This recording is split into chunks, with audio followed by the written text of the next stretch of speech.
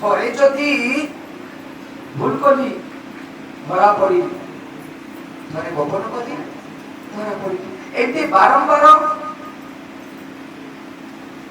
ମୋର ଗୋପନତା ଯଦି ପ୍ରକାଶ ହେଇପାରୁଛି, ମୁଁ ଧରା ପଡୁଛି। ଠାକୁର କହିଲେ ମତେ ଧରି ତ ମୋର ଲାଭ କଣ? ଏମିତି ବୟସରେ ତ ଧରି ଏମିତି ବାରମ୍ବାର ପ୍ରତ୍ୟେକ ଦିନ ଆସି ଭଜନ କୀର୍ତ୍ତନ କରି ଶ୍ରବଣ କରି ଲାଭ କଣ ହଉଛି? ନା ଗ୍ରହଣ ନାହିଁ। ସବୁ କଥା କହିସାରିଛନ୍ତି, ସଂକ୍ଷେପରେ କହୁଛି। ଜାଣି ଭଜିଲେ ବିଷ୍ଣୁ ମାୟା ସେ ହରି କରେ ତାକୁ ଧରି।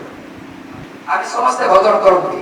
ବିଶ୍ୱ ବ୍ରହ୍ମାଣ୍ଡରେ ପ୍ରତ୍ୟେକଟି ସର୍ବଧର୍ମ ପରିତ୍ୟଜ୍ୟ ମାନିକଂ ଶରଣ ବ୍ରଜ। ଏଠି ଧର୍ମ ଧର୍ମ କିଛି ନାହିଁ, ଏକ ଧର୍ମ ଦ୍ୱିତୀୟ ନାସ୍ତି।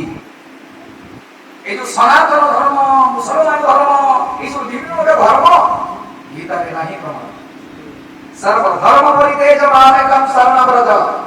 সনাতন হচ্ছে সত্য, যাহার কিছু নাহি, যাহার কিছু নাহি, শাখা নাহি কিছু, সত্যের কিছু শাখা নাহি। গীতার কথা কହୁଛନ୍ତି। ଆମେ ମାନେ ସମସ୍ତେ ଗୋଟେ ଜଣେ ଜଣେ ସମ୍ପ୍ରଦାୟ, ଯୋଉ ସମ୍ପ୍ରଦାୟ ବୋଲି ଅଛି, ସେଇ ସମ୍ପ୍ରଦାୟରେ ଆମେ ସବୁ ଅଲଗା ଅଲଗା ହେଇକି ଅଛନ୍ତି, ହେଲେ ଏକ ବ୍ରହ୍ମ ଦ୍ୱିତୀୟ ନାସ୍ତି। ଅଥଚ ଭଗବାନ ଏକ। ସେ ସମସ୍ତଙ୍କ ଭିତରେ ଆସନ୍ତି ମହାପୁରୁଷ। ଆମମାନଙ୍କୁ ପ୍ରତ୍ୟେକଟି ମୁହୂର୍ତ୍ତରେ ଏ ଜୀବନ ଚର୍ଚ୍ଚାକୁ ଏ ମାନବ ରୂପରେ ଧାରଣ କରିଛନ୍ତି ବାସୁଦେବ। ଆବଶ୍ୟକ ନଥିଲା ଭଗବାନଙ୍କର ଏହି ନରଦେହ ଧାରଣ କରିବା, କେବଳ ଆମମାନଙ୍କ ପାଇଁ ଏ ନର ରୂପରେ ସେ ବାରମ୍ବାର ଏ ଧରାଧାମକୁ ଆସୁଛନ୍ତି ଗୁରୁ ରୂପରେ। ଆମେ ସତ୍ୟରେ ଦେଖିଥିଲେ ନାରାୟଣଙ୍କୁ, ତ୍ରେତୟାରେ ରାମଙ୍କୁ, ଦ୍ୱାପରରେ କୃଷ୍ଣଙ୍କୁ, ଆଜି ଗଲେ କୁଆଡ଼େ ମୋ କୃଷ୍ଣ? କେ କୋଉଠି ଦେବେ ମୋ ଭ୍ରମଣ? ଆସନ୍ତୁ ଦେଖିବା କୃଷ୍ଣ କୋଉଠି ଅଛନ୍ତି। କଳିଯୁଗରେ ଗଲେ କୁଆଡ଼େ? ଯିଏ କୃଷ୍ଣ ସିଏ ଗୁରୁ, ସତ୍ୟ କହିମାନ ଯିଏ ତୁମର ଗୁରୁଦେବ ଏପରିତି ସେ ହେଲେ କୃଷ୍ଣ ଦିବ୍ୟ ନେତ୍ରେ ଯା। ଆମମାନଙ୍କର ଦିବ୍ୟ ନେତ୍ର ହେଇନାହିଁ। କେତେବେଳେ ହବ ଦିବ୍ୟ ନେତ୍ର? ନା ଗୁରୁ ଘରର ସର୍ବ କର୍ମକୁ ଯେତେବେଳେ ଏ ଶରୀର ସାଧନ ଭଜନ ଭିତରେ ସମାପ୍ତ କରେ, ସେଠି ଗୁରୁ କୃପା ଦାନ ହେଇଯାଏ। ଯେତେବେଳେ ଗୁରୁଙ୍କର କୃପା ହେଇଯାଏ, এই চর্মটা ধর্ম ହେଇଯାଏ। ପାର୍ଶ୍ୱବର୍ତ୍ତୀ ଗୁରୁ ଭାଇ ଗୁରୁମା ଏମାନେ ନ ଦେଖିପାରନ୍ତି, ଯିଏ ସବୁ କିଛି ସାରିଛନ୍ତି ଗୁରୁଙ୍କର ନିର୍ଦ୍ଦେଶର କର୍ମକୁ, ତାଙ୍କୁ ହିଁ ଦର୍ଶନ ହେଇଛନ୍ତି। ଭାବ ବିରୋଧୀରା ଏ ନାର ରୂପରେ କୋଉଠି ଅଛନ୍ତି? ଏକା ଭକତ ମୋ ଜୀବନ, ସେଥିଲାଗି ବଡ଼ ସଂକୋଚ କରୁଛି। ମୃତ୍ୟୁରେ ଭକ୍ତି କଲେ ବଡ଼। ଯେତେ ଯେତେ ମହାପୁରୁଷ ଆଜି ତାଙ୍କର ଚଲାର ସାଥୀ ଭଳି ଆମେ ଜାଣିଛନ୍ତି, ତାଙ୍କ ପାଦକୁ ସ୍ମରଣ କରି ମହାପ୍ରଭୁ କେବଳ ଆସିଛନ୍ତି ଭକ୍ତ କଲେ ବଡ଼। কলিতে কৃষ্ণের প্রকাশ হয়ে ত্রিবিধ প্রকাশ। এটি কৃষ্ণকে খুঁজিলে পাইবানি, সে বংশীকে খুঁজিলে পাইবানি, সে চন্দ্রিকাকে খুঁজিলে পাইবানি, কেবল গোটিয়ে স্মরণ করতো কর বিষ্ণু আচরণ ইয়তি বৈষ্ণব। ସବୁ କିଛି ଅଛି। ସତ୍ୟ ଶାନ୍ତି ଦୟା କ୍ଷମା ଚାରିଗୁଣ ସମ୍ପନ୍ନ ତା ହିଁ ଯୁଗ ଯୁଗ ପାଇଁ ରହିଛି ପ୍ରମାଣ ଆମମାନଙ୍କର ଏଇ ଶାସ୍ତ୍ର।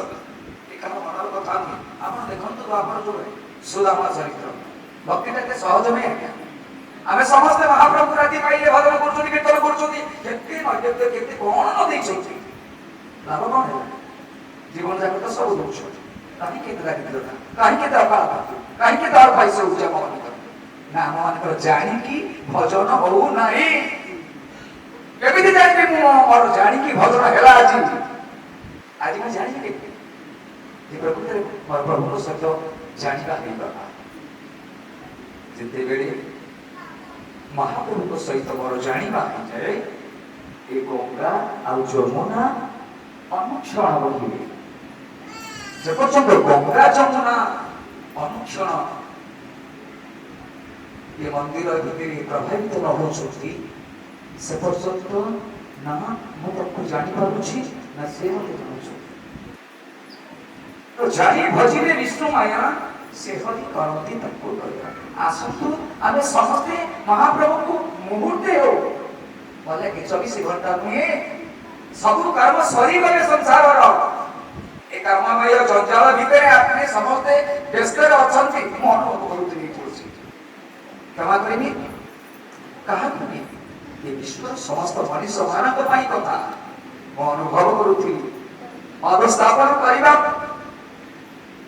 बड़े बड़े सब किसी अनुभव करते अब मन रुथी मन करिबा हाटो लागि छी केते केते दुकानी बसी छंती खडे खडे देख धरि गने आस्तंती सौदा करिबा पाई सर जमानो भाव से तेमनी देखि निज निजर स्वभाव बने बने तन करी किए केमिति कोन सौदा करिवो आ टिके पर हाटा बौ दै छै नदी साहब तन करी कहिबार कथा विपरीत रहस्य ए भाव को किए बुझिवो सुनो साधु जने सुनो संत जने ज्ञानी मनीष माने केवल गुरुदेव कथा को आमे संतुष्ट होजिबा जदि ज्ञान भीतर में प्रवेश न करिबा सब थाई हमर असार हे जीवो अहंकार मत होया निताई प्रात पासोरिया ये धन जन विद्या कोठा बाड़ी थाई होइबे तो नरोत्तम बड़ दुखी निताई मने कर सुखी राखो बरांका चरण के जय जय